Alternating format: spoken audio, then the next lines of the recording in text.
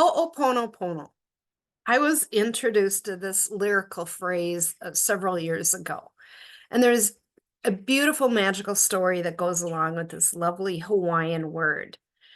There are four simple phrases that you repeat that help dissipate the negative energies around a situation. It can be negative behaviors, family relationships. I've seen stories about health and finances too. The phrases are, I'm sorry, please forgive me, thank you, I love you. And actually, no special order is needed. It's about healing yourself, healing that inner child from past hurts and traumas, forgiving yourself, cleaning and clearing that old energetic stuckness.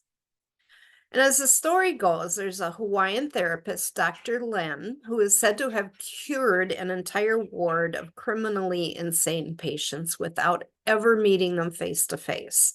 This happened between 1984 to 87.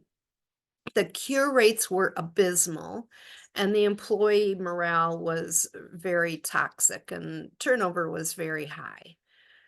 Dr. Len would stay alone in his office each day, reviewing the patient files.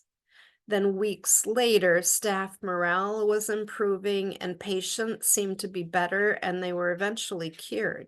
It's probably more behind this story. When researching, I read of his teacher, Morna Simeona, who never did teach a mantra of 4 phrases and created a 12, then a 14-step program that is said to be the program he used. So we have a short version and a long version.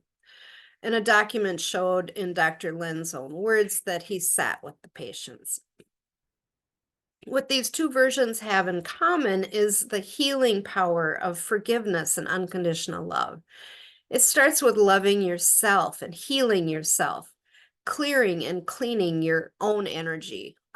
It's often from childhood traumas and hurts. We all have those, right? What does ho'oponopono mean? Ho'o means to make. Pono means right. Pono means doubly right, to make really right. And the energies at work are repentance, forgiveness, gratitude, and love.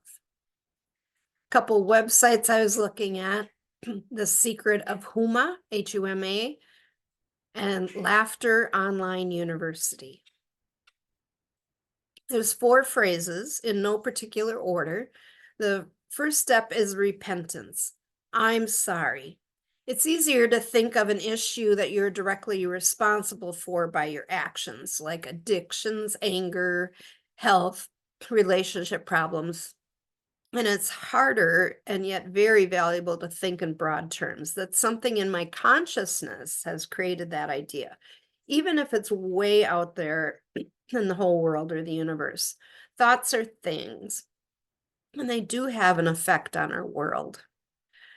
To help explain, Dr. Len said, so how do I get that across to people that we are each 100% responsible for problems? If you want to solve a problem, no matter what kind of problem, work on yourself. If the problem is with another person, for example, just ask yourself, what's going on in me that's causing this person to bug me? People only show up in your life to bug you.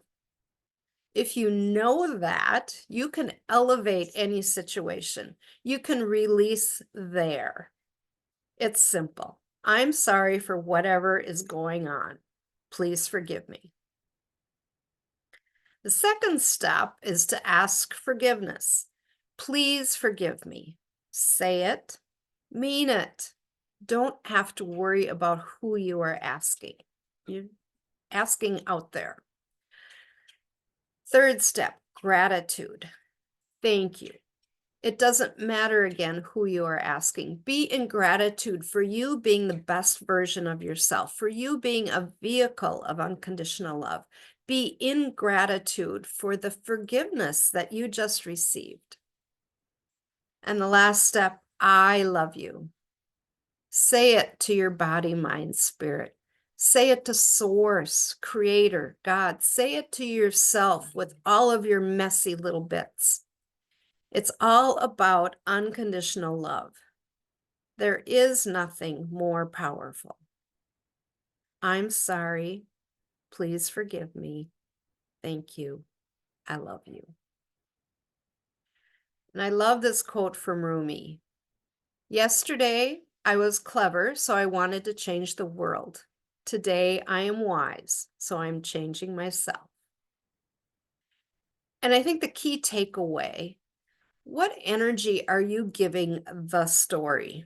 We all have stories. Clear that habit. To change a habit, some will put on a rubber band on their wrist and then snap it to refocus. So when you catch yourself yet again stewing on the same topic of your story, Ho'oponopono serves as a reset to get you thinking about unconditional love and forgiveness and clear your energetic field. You are love. In the end, it doesn't matter who is right and who is wrong. We are both right and we're both wrong. The energy gets blocked when we're stuck arguing about perspective. There's a quote from Nin. We don't see things as they are. We see them as we are. I saw a cute graphic I just loved. Two people sitting across from each other at a table. One person is writing the number 6 and the other is reading the number 9. So who's right? Who's wrong? In the end, it's only about unconditional love, about relationships and connections. The Hawaiians believed that forgiveness was absolutely essential. You would forgive people no matter what. And there's a couple reasons for that. One is holding on to that revenge, the hurt, the hate, the feelings that needed to be forgiven would bind your spirit, bind your energy. You're out of flow. And with my knowledge of energy flow in our meridians, I teach how negative emotions block energy flow and create dis-ease. So think about someone in your life you need to forgive. You understand how it weighs on you. It lets anger creep in and begin to harden. And forgiveness is key to unbind your spirit, your emotions, and allow that love to flow. There are many Ho'oponopono stories of healing on both sides and miraculous reconnections and abundance. Boundaries too. You can forgive them. You might have to allow them space. You can forgive them, love them. However, sometimes the perfect ending is to let them go. It is your forgiveness and releasing. That held energy is what's keeping you stuck. The Ho'oponopono process is a profound yet simple way of resolving problems and of bringing balance to yourself first, and in so doing brings balance to all that's around you. I've used these 4 phrases in my life. I've put little cards up where I bump into them often.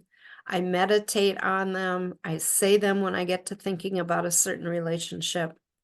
And what I do notice is that it helps me open my heart to have patience and allows me to stay in joy, abundance, and flow.